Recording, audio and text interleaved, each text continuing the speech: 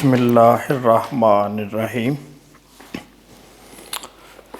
Chapter 11 question 11 from the following balances extracted from the books of a trader prepare trading and profit and loss account for the year ended 31 December 2017। Trader का नाम नहीं दिया तो एक line में वैसे ही लिख दें नेम, उसके बाद trading and profit and loss account,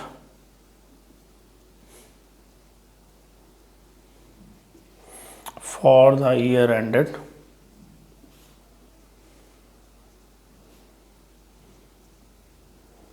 31 दिसंबर 2017।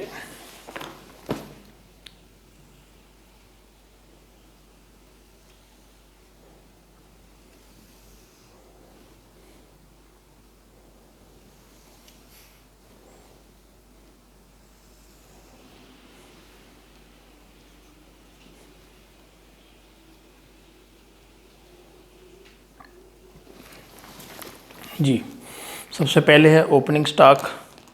हमारा साल क्लोज़ हो रहा है 31 सितंबर 2017 को और ये 1 जनवरी 2017 ये साल का स्टार्ट है।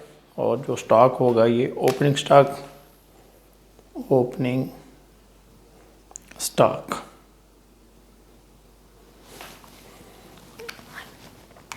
ये है जी 255600।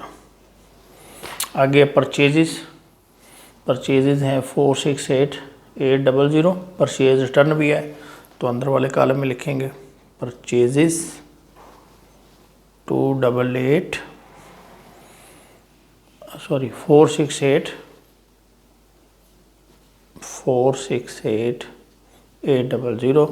Less purchase return. और रिटर्न है 64800 ये माइनस कर दें 4688 ये आ जाएगा 404000। इसके बाद देखें डायरेक्ट एक्सपेंस, ये कैरेज नज़र आ रहा है, लिख लें कैरेज। एडजस्टमेंट में देखें कुछ है कुछ नहीं है तो ये आ जाएगा 14320। अब जी आपकी और देख लें कोई डायरेक्ट एक्सपेंस हो तो। अब इधर आ जाए सेल्स है 797520। रिटर्न भी देख लें, रिटर्न जो है ये, इसलिए इसको अंदर वाले कॉलम में लिखेंगे 797520 less sales return 114400।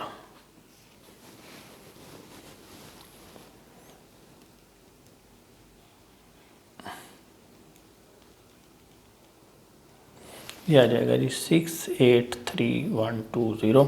Closing stock adjustment में मिलेगा, ये है 375360।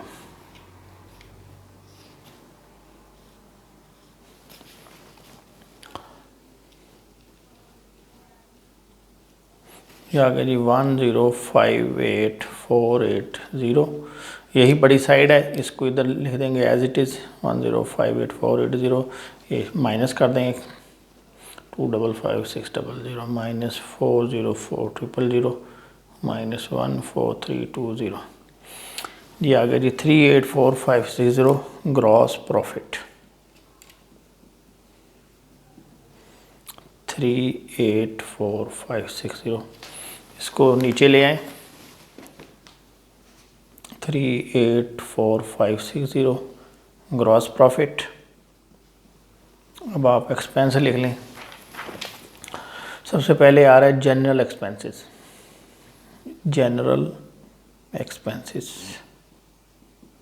ये है जी 30320। इसके साथ है लीगल एक्सपेंसेस,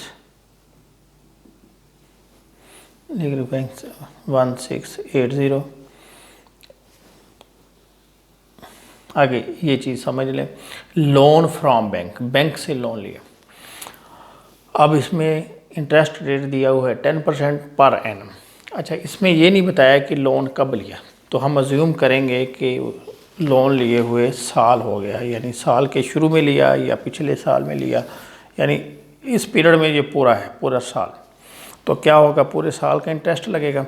तो अब हमने ये पिछले क्वेश्चन में भी आपको समझाया था कि जब इंटरेस्ट का हो तो सबसे पहले आपने चेक करना है कि इंटरेस्ट जो है, चाहे लोन आपने दिया हो या लिया हो, दोनों सूरतों में, कि इंटरेस्ट जितनी बनती है वो क्वेश्चन में आ रही है या नहीं आ रही। अगर नहीं आ रही तो जितना भी पीरियड होगा उसका इंटरेस्ट आप चार्ज करेंगे या उसके ऊपर इंटरेस्ट एक्रू करेंगे, इनकम ट्रीट करेंगे।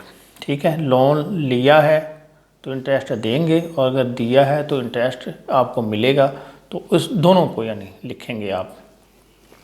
अब हमें उसने क्वेश्चन में, अच्छा एक है कि अगर दिया ही नहीं हुआ इंटरेस्ट तो आप इंटरेस्ट खुद ले लेंगे उसने पीरियड की, लेकिन अगर दिया हुआ है क्वेश्चन में इंटरेस्ट तो फिर चेक करना है कि पूरा लिया है या नहीं। अब ये देखें 1,60,000 है इंटरेस्ट लोन, इसके ऊपर अगर हम 10% लें पूरे साल का, इसमें टाइम नहीं दिया तो हम अज्यूम करेंगे कि साल गुजर गया। पिछला जो क्वेश्चन था उसमें उसने टाइम बताया था, साल क्लोज़ हो रहा था 31 दिसंबर को और लोन लिया था 1 अक्टूबर को, यहाँ 3 महीने हुए थे। अब यहाँ कुछ नहीं बताया तो हम अज्यूम करेंगे कि पूरा साल हो गया। अब पूरे साल की इंटरेस्ट बनती है 16,000। अब आपने चेक करना है कि 16,000 की फिगर आ रही है इधर, अगर नहीं आ रही तो ले लेंगे। अब यहाँ पे क्या है, कम आ रही है, ली हुई है लेकिन कम ली है 12,000 और यहाँ कितना बनता है 16,000, इसका मतलब 4,000 इंटरेस्ट कम लिए। लेकिन इस सवाल में उसने बता दिया interest on bank loan outstanding, यानी 4,000 का इंटरेस्ट आउटस्टैंड कर रहा है। अगर ये ना भी बताए, यानी आप समझें कि क्वेश्चन में ये तीसरी एडजस्टमेंट जो है वो नहीं थी, तब भी आपने ये 4,000 ले लेना था। ठीक है, आई होप कि आपको क्लियर हो गया होगा कि ये लाइन अगर ना भी लिखता तब भी आपने ख़ुद अपने चीज़ चेक करके इसको लोन का जो इंटरेस्ट बनता है पहले देखेंगे कि क्वेश्चन में उसने लिया है या नहीं लिया। अगर नहीं लिया तो आप ख़ुद ले लेंगे पूरे का पूरा इंटरेस्ट, और अगर उसने लिया हुआ है फिर चेक करेंगे कि पूरा लिया है इंटरेस्ट या कम लिया है, तो जितना कम होगा वो आप खुद ले लेंगे। अब यहाँ पे 4,000 रुपये इंटरेस्ट कम लिया हुआ है, आप इधर लिखेंगे इंटरेस्ट एक्सपेंस, ये है 12,000 और 4,000 रुपये उसने कहा है कि अभी नहीं पे किया, आउटस्टैंड कर रहा है। तो हमने पढ़ा था आउटस्टैंड जो है अक्रूड या आउटस्टैंडिंग ये प्लस और प्रीपेड जो है ये माइनस। तो ये 4,000 हम इधर ले लेंगे तो ये 16 पूरा बन जाएगा। ठीक होगा जी। आगे है प्रोविजन फॉर बैड डेट्स। अब यहाँ पे वर्किंग होगी, मैं इधर शो कर देता हूँ प्रोविजन फॉर बैड डेट्स। इसको आप ऐसा करें कि नोट दे दें, N1 दे दें और इधर आप लिख दें प्रोविजन फॉर बैड डेट्स और इधर N1 लिख दें। तो क्या होगा, फार्मूला लगाएं बानो वाला BANO। ये जो बैड डेट्स हैं क्वेश्चन में दिए हुए हैं ट्रायल बैलेंस में, ये लिखें पहले। ये बाहर वाला कॉलम है आपका, आप अंदर वाली साइड पे वर्किंग करेंगे। बैड डेट्स हैं 10,400 जो क्वेश्चन में दिए हुए ट्रायल बैलेंस में, सॉरी ये ट्रायल बैलेंस में दिए। अब एडिशनल जो है ये आपको एडजस्टमेंट में मिलेंगे। देखें ये लिखा हुआ है right of further bad debts 12,880। अब आपने प्रोविज़न लेनी है, वो भी उसने कहा हुआ है provide 5% on debtors for doubtful debts. तो इसका तरीका क्या है कि पहले जो है आप पहले सन्डे डेटर्स लिखें। सन्डे डेटर्स ये हैं 252,800। इसमें से आप पहले क्या करेंगे, प्रोविज़न उनके लिए रखते हैं जिनका डाउट हो, डाउटफुल के लिए कि देंगे या नहीं देंगे। तो अगर नहीं देंगे तो हम इस प्रोविजन से उसको एडजस्ट कर देंगे। लेकिन जो बैड हो गए इसमें तो कोई डाउट नहीं है, ये तो 100% श्योर हो गया कि नहीं देंगे, तो इनको इसमें से माइनस कर दो। तो हम क्या करेंगे, पहले इसमें से माइनस कर देंगे 12880। अब जो बचेगा 252800,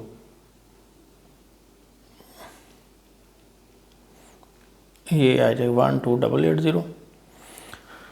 ये आपके रिमेनिंग डेटर्स बच गए 239920। यानी हमने पहले बैड निकाल देने हैं, इनके लिए प्रोविजन रखने की ज़रूरत नहीं। क्यों? क्योंकि ये तो बैड हो गए, तो इसको पहले निकाल दो।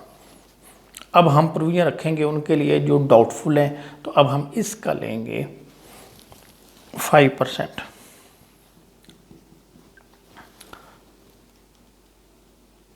तो ये आ जाएगा 11996। ये आपकी न्यू प्रोविजन हो जाएगी, ये आपको एडजस्टमेंट में मिलेगी।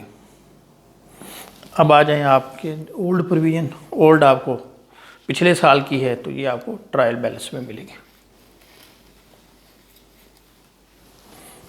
ये है आपके 8800। अब ये प्लस ये प्लस ये प्लस और ये माइनस, तो ये लिख दें 10400।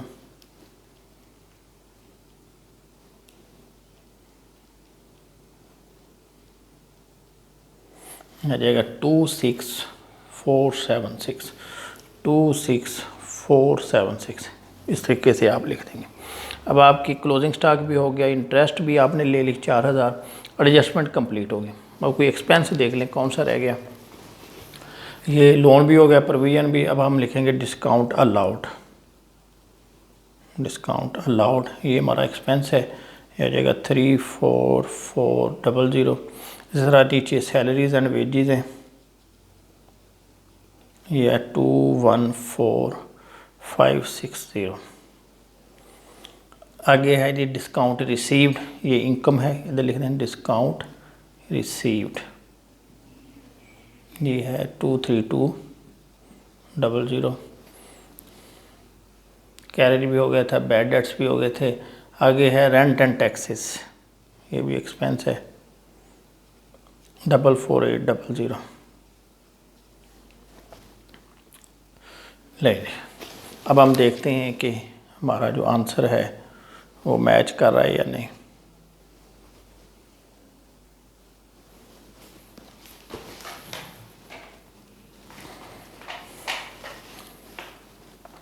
$384,560 प्लस 23200, यह 407760।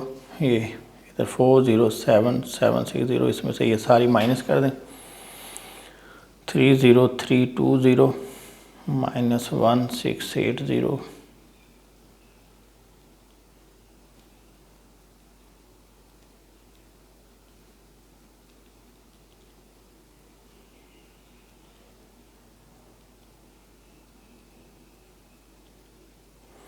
या आप क्या आ गया जी 39524। 39524 ये आ जाएगा net profit. Net profit transfer to capital.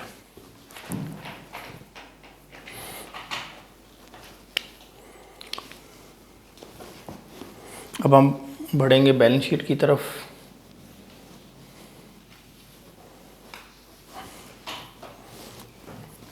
सबसे पहले एक लाइन लिख दें नेम, इसके बाद बैलेंस शीट,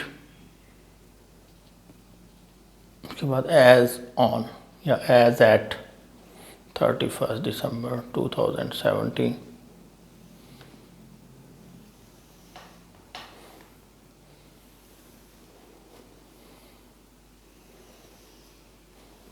ये एसेट साइड, ये लाइबिलिटीज, ये रुपीस।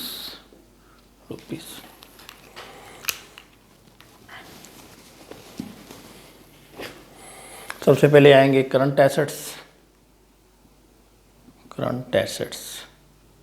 तो इसमें सबसे पहले कैश एट बैंक 75920, इसके बाद आएगा कैश इन हैंड 9600,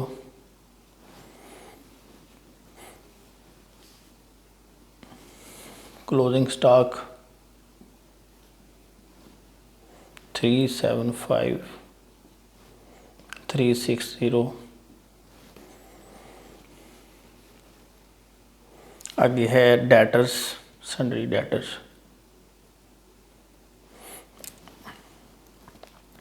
252800। इसमें से लेस कर दें आप, एक तो बैड डेट्स जो नीचे एडजस्टमेंट में दिए ये है 12880, और एक लेस कर दें प्रोविजन। प्रोविजन जो है ये आई थी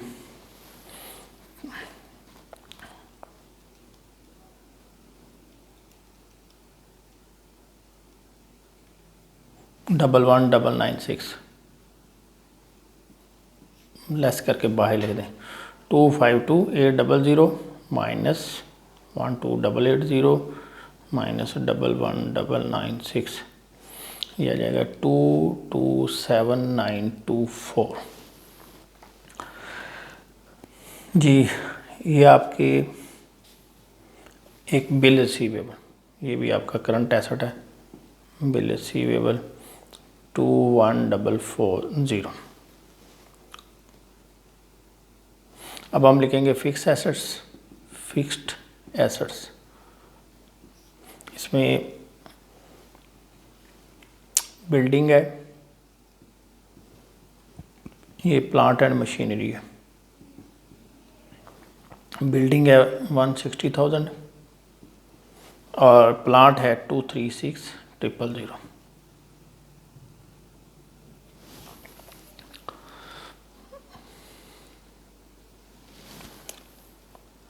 अभी इसका टोटल कर लें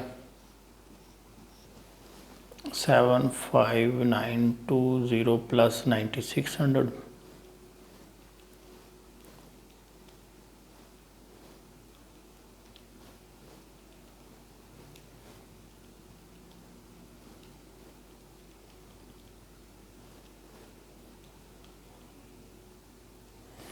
ये आ रहा है जी 1106,244। ये आपका बैलेंस मैच कर गया, टोटल एसेट्स हो गए। अब हम शुरू करेंगे लायबिलिटीज़। इधर भी पहले करंट लायबिलिटीज़ लिखें।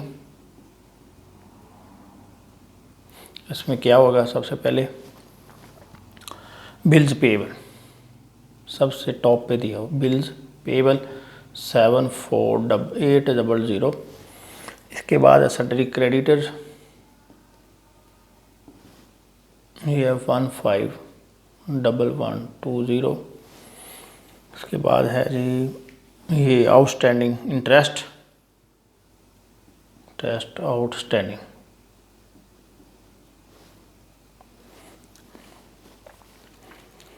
ये था 4000।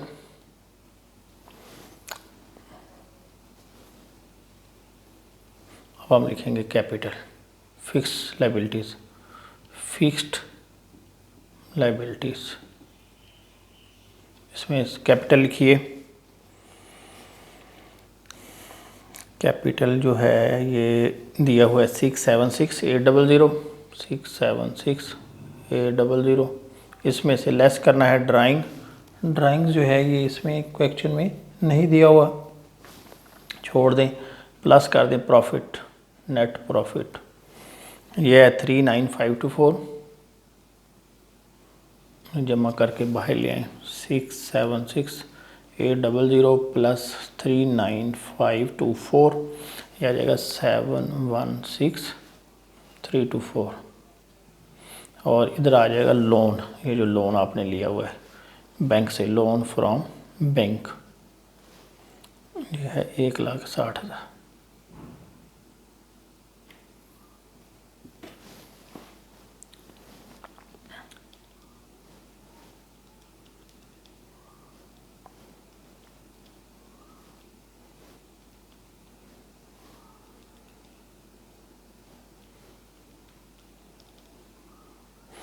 ये आ गया जी 1106,244 टोटल लाइबिलिटीज़। ये क्वेश्चन कंप्लीट हो गया। कोई चीज़ पूछनी हो तो आप कमेंट्स के ज़रिए पूछ सकते हैं। Thank you very much.